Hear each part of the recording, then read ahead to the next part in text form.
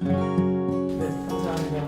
우리 아랍 운동이 시작했을 때에 캐톨릭과 개신교의 어떤 차이가 있는지, 얼마나 다양하게 또 전개되어 왔는지, 그래서 각 나라에 맞게 또 아랍 운동이 현재와 또 될 수 있다는 기저방면을 우리 전 러시 교수님 해주셨고요.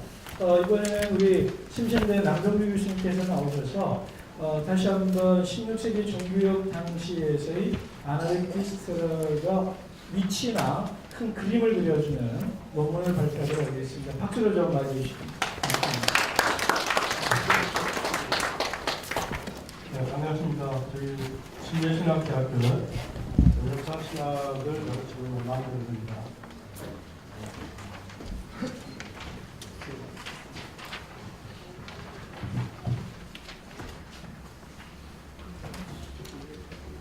마이크 되죠?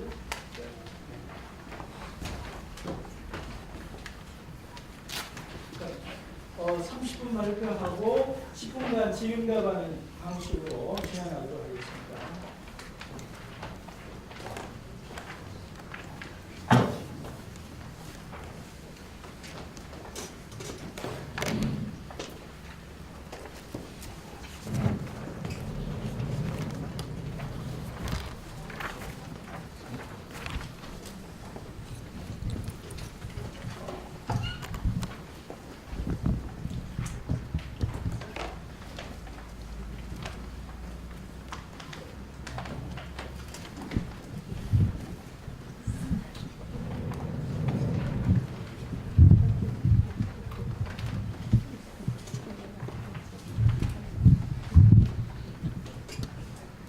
제가 1차 이게 1차인 것 같은데 처음에 논문 부탁을 받고 난 뒤에 미래 아나베티스 학술 연구 발표라는 말을 들었을 때에 이게 이런가 이런 생각을 했습니다. 한국에 아나베티스 센터가 생기고 상당히 시간이 지났는데 그동안 이런 게 없었구나 하는 것을 새삼 깨닫게 됐었습니다. 역사신학을 공부하고 또 아나베티스 운동에 상당히 관심을 가졌던 사람으로서 죄책감도 좀 들었고요. 그리고 제 학위 논문이 아나베티스 관련된 챕터가 있었고 관심이 많아서 한국에 제가 학위 마치고 돌아와서 아나베티스에 관한 논문들을 좀 쓰기도 했었습니다만 상당히 제가 이번에 논문 준비를 하면서 그동안 손을 많이 놓고 있었구나 이런 생각을 했었습니다. 다시 한번 이번에 논문을 준비하면서 좀 이 부분에 대해서 좀 더 노력을 해야 되겠다는 생각을 했습니다. 제가 이렇게 맡은 주제가 상당히 좀 광범위한 주제를 가지고 있습니다. 아나베티스트 16세기에 그 외의가 무엇인가 하는 것인데요. 사실 그 시대에 다른 종교개혁 운동에 비해서 아나베티스트들이 살았던 삶이나 또 그들이 주장했던 것들이 상당히 달랐죠. 그렇기 때문에 아나베티스트들에 대해서 어떤 이야기를 해도 그것이 16세기 종교개혁기에 있어서 상당히 다른 종교개혁과 차별화되는 그 자체가 아나베티스 역사적 이해가 될 것이다 이런 생각을 하게 됐습니다. 아마 누구라도 이 주제를 가지고 쓴다면 상당히 다른 논문들이 나올 수도 있겠다고 생각이 드는데요. 제 나름대로 그냥 생각나는 대로 좀 몇 가지를 좀 정리해 놨습니다. 우선 저기 받으신 일물을 좀 보시면서 따라가 주시면 좋겠습니다. 제가 논문의 첫 부분을 다 읽을 수가 없으니까 이렇게 제가 요약을 해가면서 보여드릴 것 같습니다. 16세기 종교개혁의 전반적인 조망 그리고 그러한 문맥관에서 아나베티스 개혁 운동이 어떤 것인가라는 것을 간략하게 좀 정리를 했습니다. 우선 16세기 종교개혁이라는 것이 과거에 보면 이제 중세를 이제 극복하고 새로운 어떤 시작을 알리는 운동으로 이렇게 이해하는 부분이 많았죠. 더군다나 이제 개신교에서는 개신교가 태동하는 그런 시기였기 때문에 좀 더 단절, 역사적인 단절에 많은 의미를 뒀던 것 같은데요. 실제로 16세기 종교개혁 운동을 보면은 중세 후기의 여러 가지 그 변화들과 밀접한 관계들이 있는 것을 알고 있습니다. 그러한 중세 후기의 다양한 그 변화들을 기반으로 해서 16세기 종교개혁 운동이 가능했다는 것입니다. 그런 점에서 몇 가지 그 중세 후기에 있었던 변화들을 좀 보면 좋겠습니다. 이것이 이제 이런 변화들이 역시 아라베키스트 운동과도 밀접한 관련을 가지는 그런 변화들이라고 볼 수가 있겠습니다.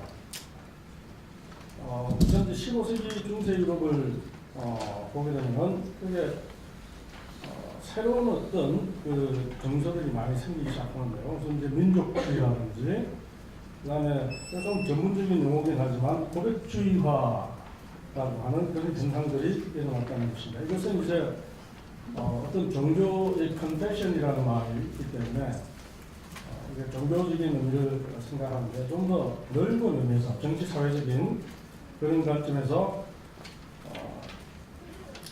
사회 전반적인 분야에 걸쳐서 일어나는 하나의 변화라고 볼 수 있고, 이 변화가 그 지역의 규모는 국가 단위가 될 수도 있고 하나의 도시 단위가 될 수도 있지만 그러한 그 지역에서 새로운 시대를 열 만한 그런 변화들을 이제 이 고백주의화라는 그런 표현으로 하고 있습니다.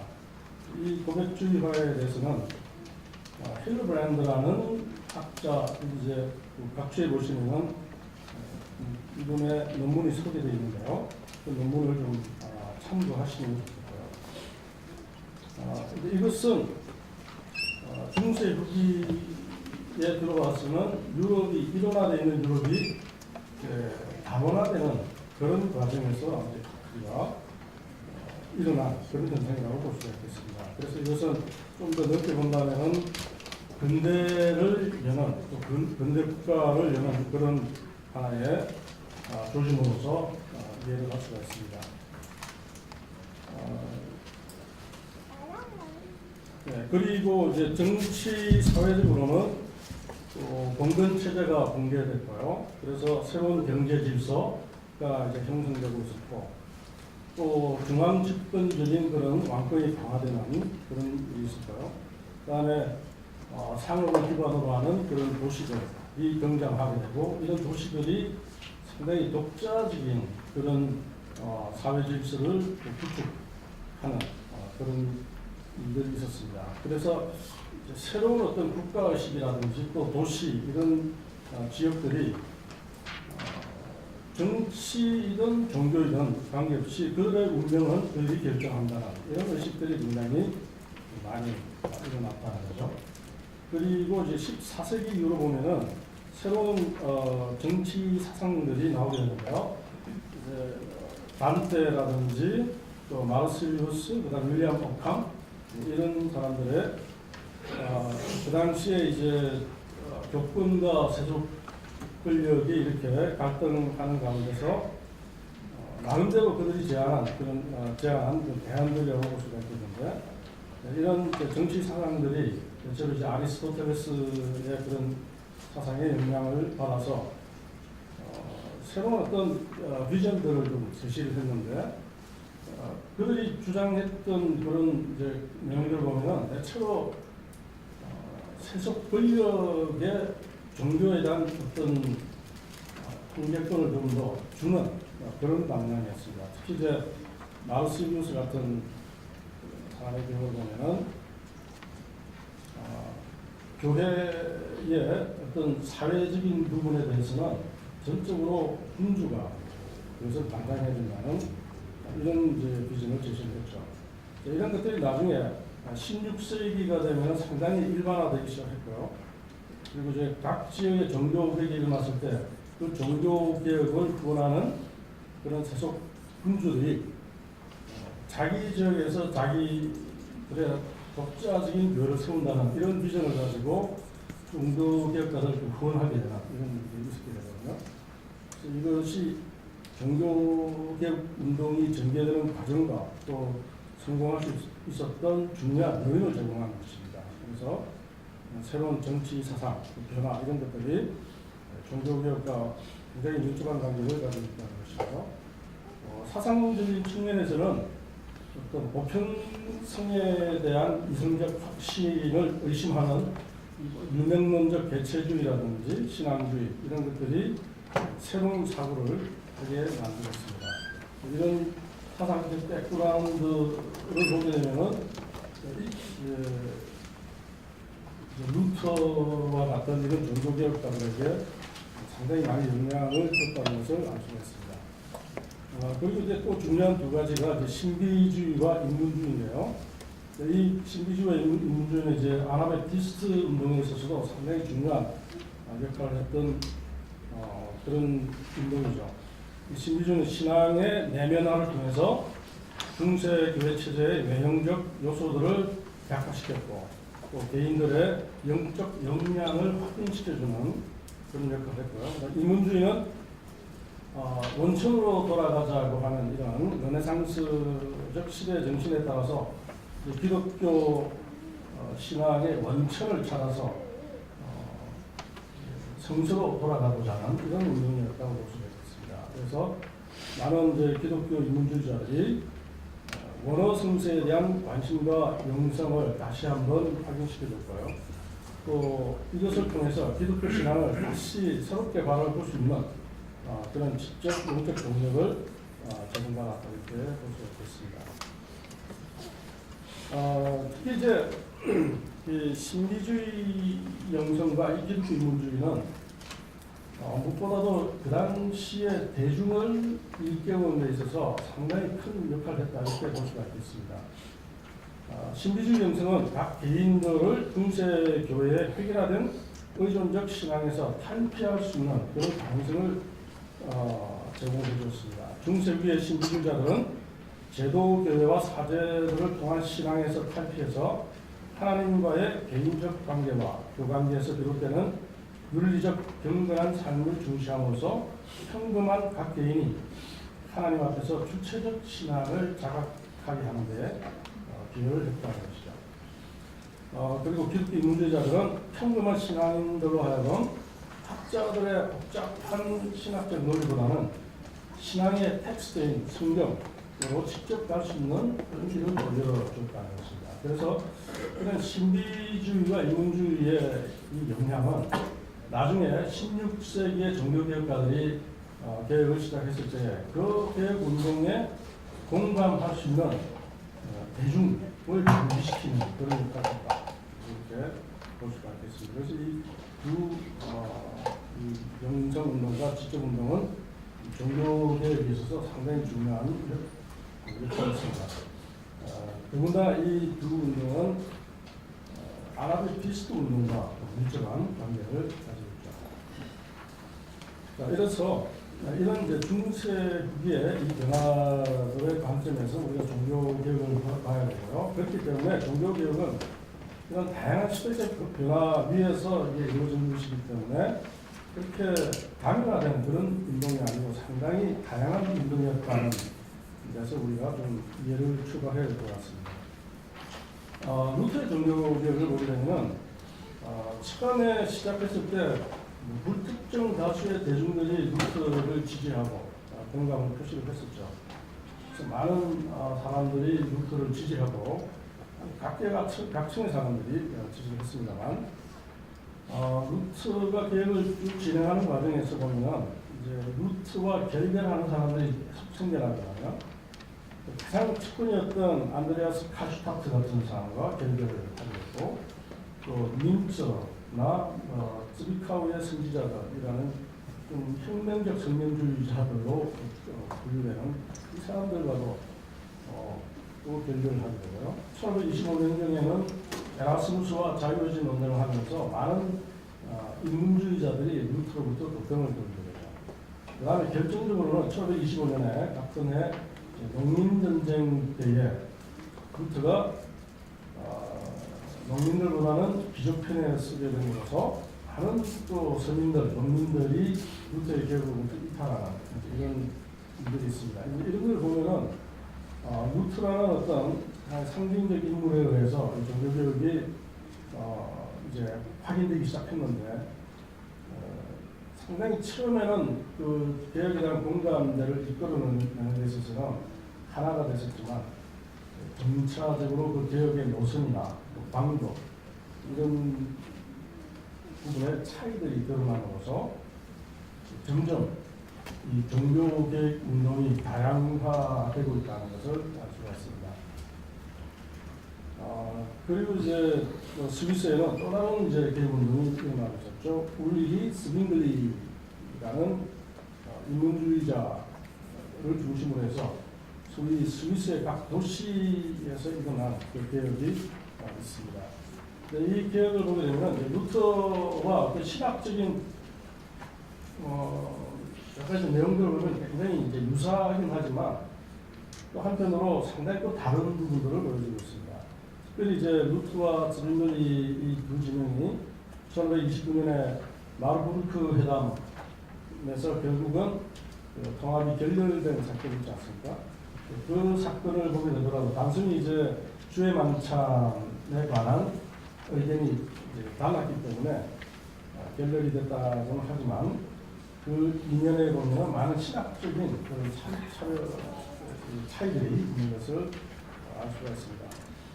예전에 대한 견해를 본다면 스빙글리는 훨씬 더 많은 개혁적인 그런 부분을 가지고 있었지만 루터는 상당히 중세적인 그런 을 보여주고 있었고요. 그 다음에 특히 이제 성수 해석과 관련해서 두 사람이 많은 차이를 보여줬습니다. 시간이 짧기 때문에 그 정도로 합니다만 이 성수 해석 방법에 따라서 겉으로 드러나는 어떤 개혁의 방향이 확연하게 루터교와 그 다음에 개혁교 진영이 달라지는 것을 볼 수가 있습니다. 그리고 이제 스빙글리 진영에서도 역시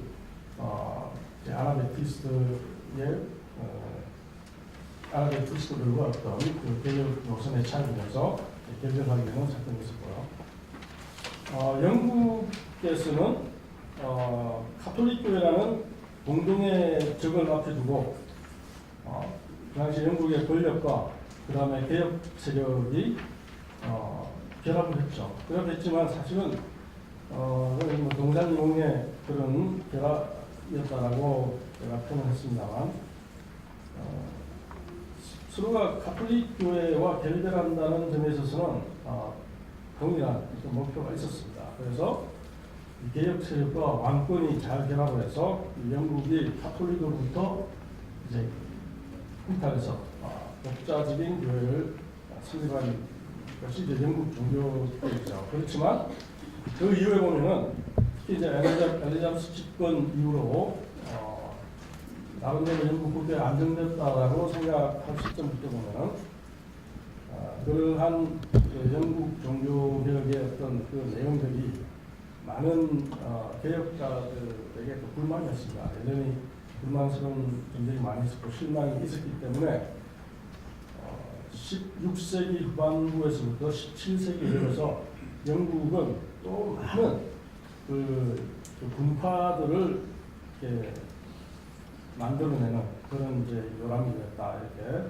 볼 수가 있겠습니다. 영국에서도 역시 종교개혁이 관주도로 이루어지긴 했지만 그게 불만을 가진 아직까지 덜 개혁됐다라고 생각하는 많은 사람들이 있었고 그 사람들에 의해서 많은 또 분파들이 생겼는데 이게 그 과정에서 사실 이제 그 아나베티스트의 그런 영향들을 우리가 볼 수가 있습니다. 자, 이런 가운데서 16세기에 그 아나베티스트 운동이 등장하는 시점은 이런 여러 종교개혁의 운동들이 진행되는 때였습니다. 그런데 이 아나베티스트 운동이 이러한 종교개혁 운동과 차별화될 수 있는 그러면서 16세기 종교개혁 한 축을 형성하는 그런 운동이 될 수 있었던 것은 이 운동에 의해서 현대 자유교회 전통이 시작됐다라고 생각하는 것입니다. 이 자유교회 전통은 이제 우리 앞에서 우리 닥터 와트께서도 이야기하셨고요. 또 제 논문에서도 계속 나올 것이고 또 앞으로 발표하시는 모든 내용에 이 자유교에 대한 내용들이 나올 것이기 때문에 특별히 다음 설명하지 않겠습니다. 특별히 이제 아나베티스트 운동은 구체적으로 즈빙글리의 개혁 진영에서 그 본류가 나왔다고 하는 것은 거의 이변이 없을 것 같습니다. 그래서 이 아나베티스트의 사상을 보면 종교개혁가들 가운데서 루터와 좀 닮은 점도 있긴 합니다. 성경 신약과 구약의 관계를 이해하는 데 있어서는 루터와 아나베티스트가 더 가깝다 이렇게 볼 수가 있겠는데 그 외에 부분에 있어서는 우리 즈빙글리와 훨씬 신학적인 맥락이 가까웠다 이렇게 볼 수가 있겠습니다. 그리고 실제로 인문주의 개혁자로서 즈빙글리로부터 직접적으로 받은 영향들이 굉장히 많았다 이렇게 볼 수 있고요. 특히 이제 첫 번째 아나베티스트들이 인문주의자들이었죠. 그리고 그 젊은 인문주의자들이 특히 그 당시에 상당히 탁월한 인문주의자였던 즈빙글리의 영향을 많이 받았다는 말하는 것은 굉장히 타당한 일이고요. 에라스무스의 인문주의 영향을 받았다고 이야기하는데 아마도 첫 번째 아나베티스트들은 에라스무스의 이 인문주의를 즈빙글리를 통해서 많이 접했다 이렇게 볼 수 있겠습니다. 그래서 즈빙글리 진영에서 아나베티스트가 나왔다는 것은 즈빙글리의 어떤 신학적 그런 중요성을 아나베티스트 역사에서 계속 확인을 할 수가 있습니다. 그리고 이제 아나베티스트 운동 역시 단일한 운동은 아니었다는 것입니다. 아나베티스트 운동에 관해서 많은 이제 논문들을 좀 보게 되면은 특별히 이제 여러 논쟁들이 있는데요. 이게 아마 50년대, 60년대, 70년대까지 계속 있었던 그런 논쟁이라고 생각이 되는데 아나베티스트 운동의 이제 단일기 운동인가 아니면은 복수기 운동인가 하는 그런 논쟁이 있습니다. 분명한 것은 아나베티스트 운동이 첫 출발은 스위스 형제단이라고 하는 데는 거의 의견이 별로 없는 것 같습니다만 실제로 이제 복수기 운동을 주장하는 사람들은 그렇지만 동시대의 아나베티스트들이 상당히 여러 지역에서 동시다발적으로 다양한 사람들에서 시작됐다고 하는 그런 주장입니다. 여기서는 이제 그 단일 기운론이나 복수 기운론이나 그런 논의는 좀 뒤로 하겠고요. 이 부분에 대해서는 우리 닥터 와트께서 그 밑에 아마 뭐가 있죠? 7번 제가에 14쪽 제가에 있습니다. 시간이 지났습니다. 네, 그렇죠.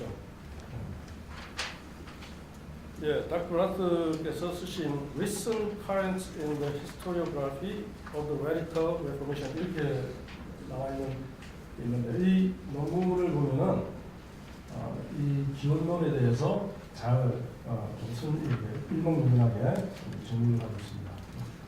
혹시 필요하신 분은 참고하시면 좋겠고요.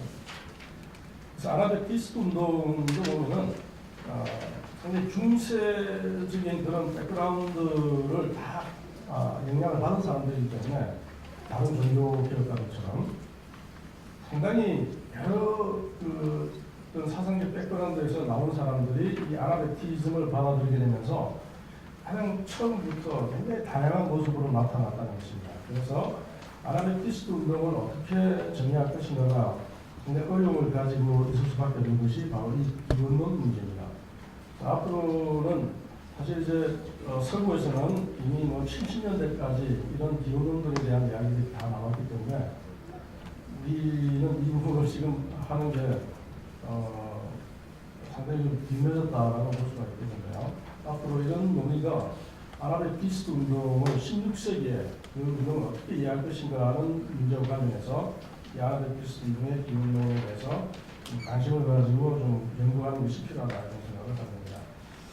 시간이 없어서 조금 이렇게 넘어가야 될 것 같습니다. 이제 조지 윌리엄스라는 분이 이제 아나베티스트 운동을 그래서 좀 구분을 했죠.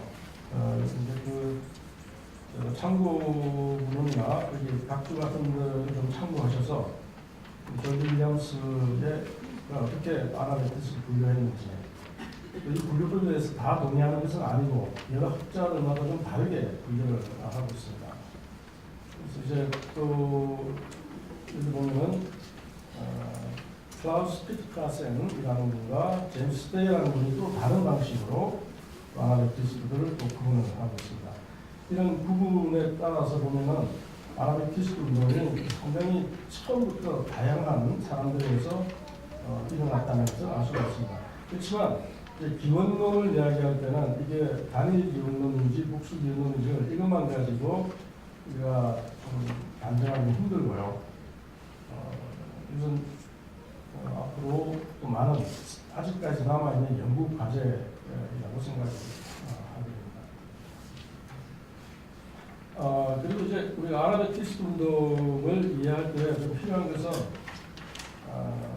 카톨릭도 아니고 개신교도 아니고 제3의 운동이다 이렇게 이야기를 하는데 이렇게 이야기할 때 물론 제3의 운동에 그런 의미가 있습니다. 카톨릭도 아니고 개신교도 아닌 개신교이긴 하죠. 개신교이지만 개신교 개혁가들과는 확연하게 다른 방식의 개혁을 했기 때문에 또 하나의 개혁운동이다 이렇게 제3의 운동이라고 하는데 이 말이 잘못 오해가 돼서 개신교 종교개혁의 그 카테고리에서 분리시키는 사람들이 있습니다. 아나베티스트 운동을 그렇게 하는 것은 잘못됐다 이렇게 좀 이야기를 하고 싶고요.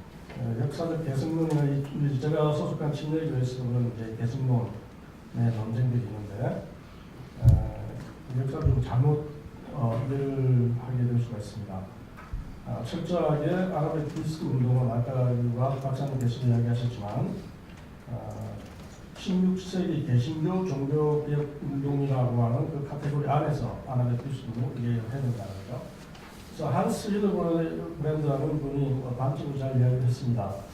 원래 아나베티스트들은 가톨릭이었고 그리고 그들은 종교개혁가들에 의해서 그들과 함께 공감하고 또 그들로부터 많은 영향을 받았고 그 다음에 단계 더 발전해서 아나베티스트가 됐다는 거죠. 그래서 그런 의미에서 우리가 아나베티스트 운동을 바라봐야 된다는 것입니다. 철저하게 아나베티스트는 개신교 종교개혁의 한 축을 이루고 있는 그런 운동이라는 생각을 가지고 접근하는 게 필요하다고 생각합니다. 그리고 이제 아나베티스트 운동의 역사를 보게 되면은 가장 이제 큰 문제점이 이들이 상당히 많은 오해를 받았다는 것입니다. 당대의 개혁가들에 의해서도 많은 오해를 받았고요. 그들로부터 많은 박해를 받았습니다. 가톨릭이든 개신교든 할 것 없이 아나베티스트가 박해를 받았습니다. 그리고 그 소위 주류 종교 개혁가들에서도 박해를 받았는데 그 후예들, 그 교단적 정통에 있는 근래에 이르기까지 그 교단들의 학자들이 아나베티스트들을 기술할 때 상당히 편파적으로 하고 있다는 거죠. 20세기에 들어와가지고 이런 것들이 많이 이제 해소되긴 했지만 저는 아직까지 이렇게 보면은 아나베티스트에 대해서 굉장히 잘못 이해하고 오해하는 그리고 상당히 경시하는 이런 어떤 분위기가 여전히 지금 있다고 생각합니다.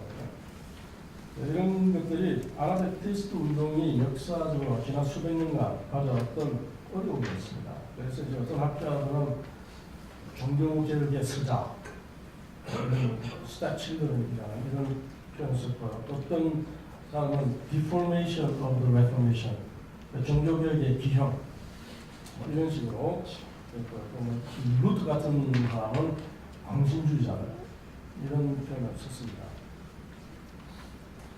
이런 이제 역사적 평가들이 계속해서 아나베티스트에게 어떤 레터를 붙여주고 사람들에게 선입관을 안겨줬기 때문에 그만큼 아나베티스트 역사가 제대로 사람들에게 전달되지 못했던 부분이 있습니다.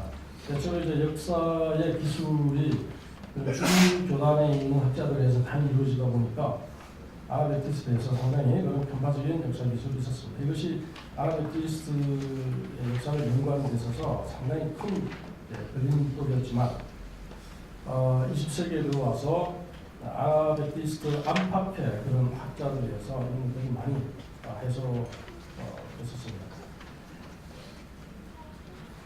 그 중에 하나가 오늘 우리 앞에 모두 발언을 하신 닥터 와트가 지금 편집장으로 계시는 매너나이트 커틀리 리뷰라고 하는 그 잡지가 했던 역할이 굉장히 크다고 볼 수 있습니다. 아나베티스트 인물을 하려면 그 정기관 인물을 보지 않고는 도저히 하기 힘들 거라고 생각합니다. MQR을 우리 많이 주목을 해서 그 정기관의 인물에 있는 내용들을 많이 좀 확보하시면 좋겠습니다. 그리고 이제 제가 좀 이제 시간이 좀 어떻게 됐습니까? 평화됐는데요. 2~3분 안에 좀 그래요? 뭐 이제 시작해야 되는데.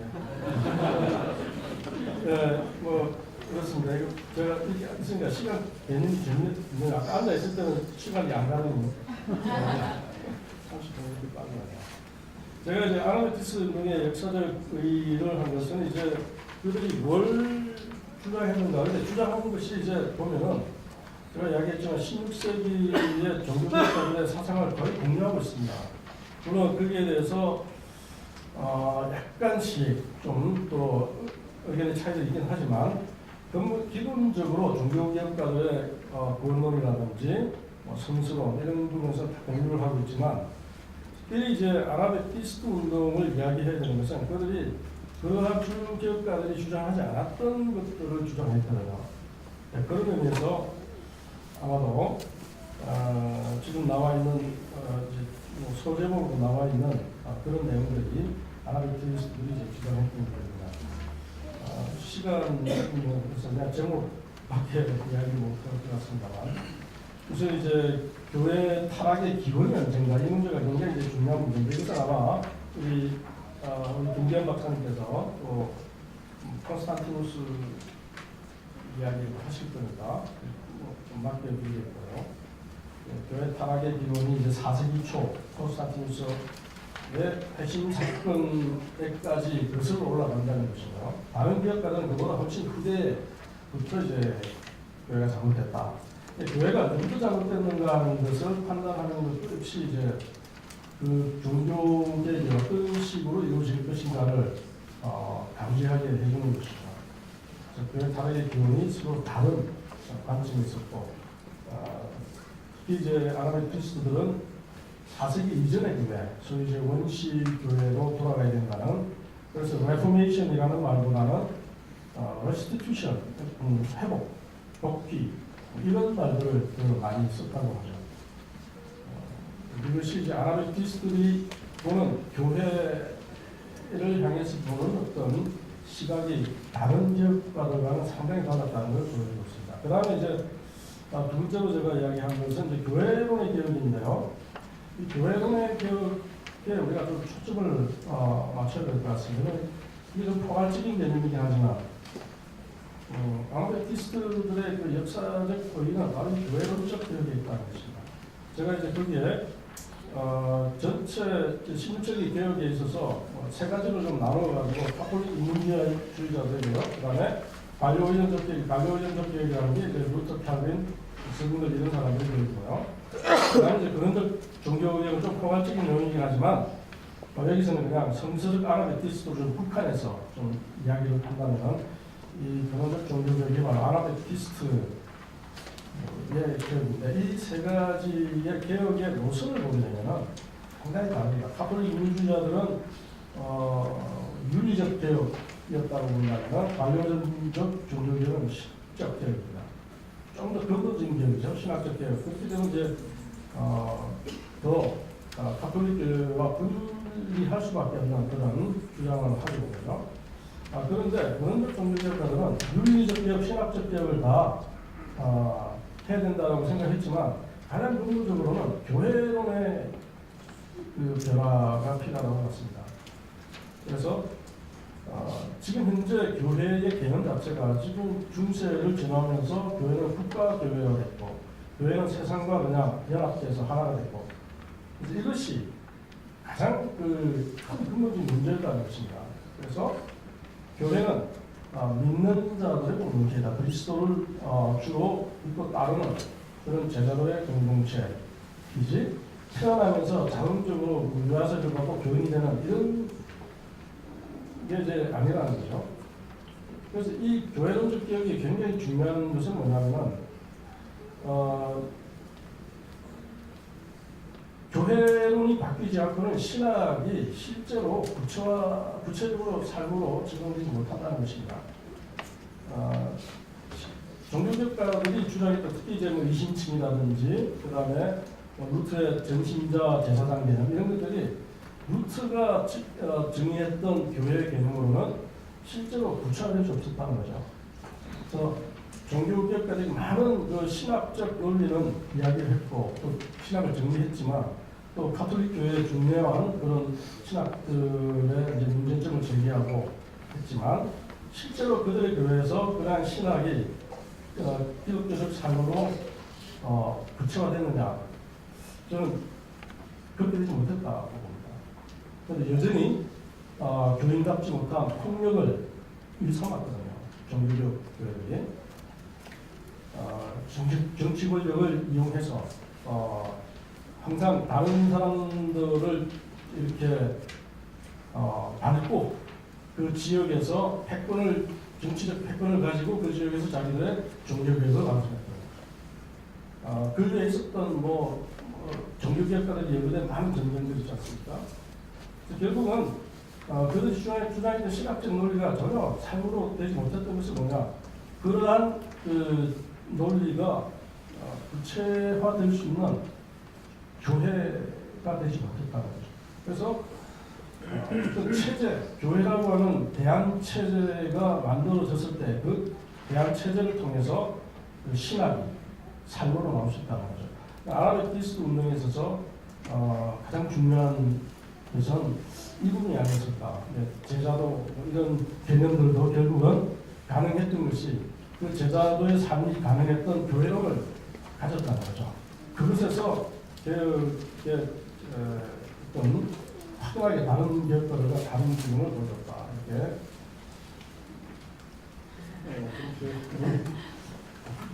너무하네요.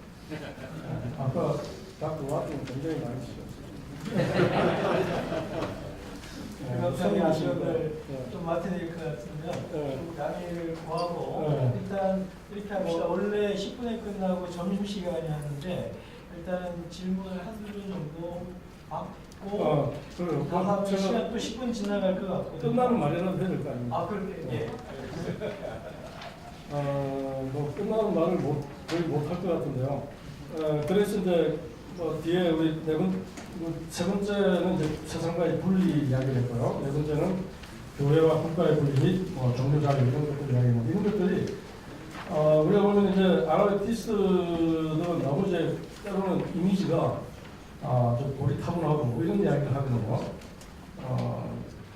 그런데 실제로 아랍티스트들이 주장했던 것들이 보통 아랍티스트들이 이제 세상으로부터 자꾸 이제 분리를 이야기하니까 너무 이제 세상을 외면하고 좀 이렇게 도피하려고 하는 이런 것으로 많이 인지가 되는데 실제로 이제 논문에도 표현이 되어 있습니다만 이런 논리들이 근대 사회에 훨씬 적합한 논리였다는 거죠.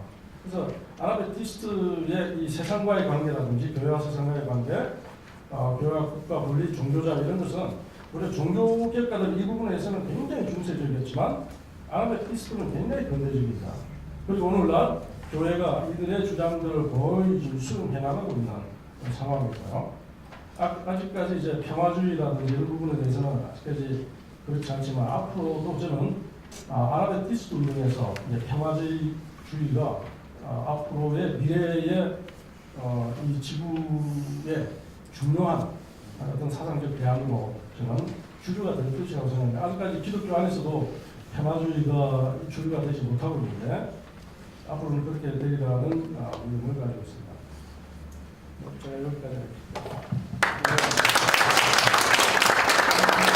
질문을 받아야 되나? 나중에 전체 질의응답도 있으니까요. 죄송하지만 한 분만 해주시고요. 질문을 좀 짧게 좀 해주시면 되겠습니다. 대답도 좀. 네, 손 들어주시면 한 분에게 좀 기회 드리고요. 나중에 전체 질의응답도 있습니다.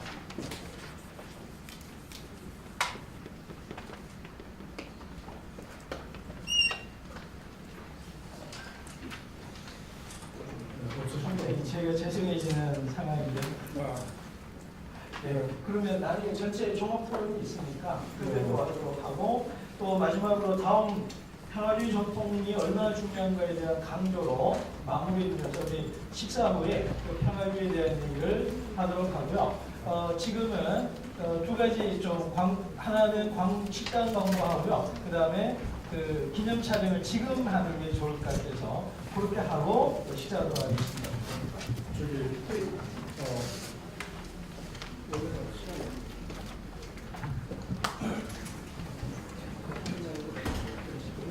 저기 우리 남기신께 감사를 좀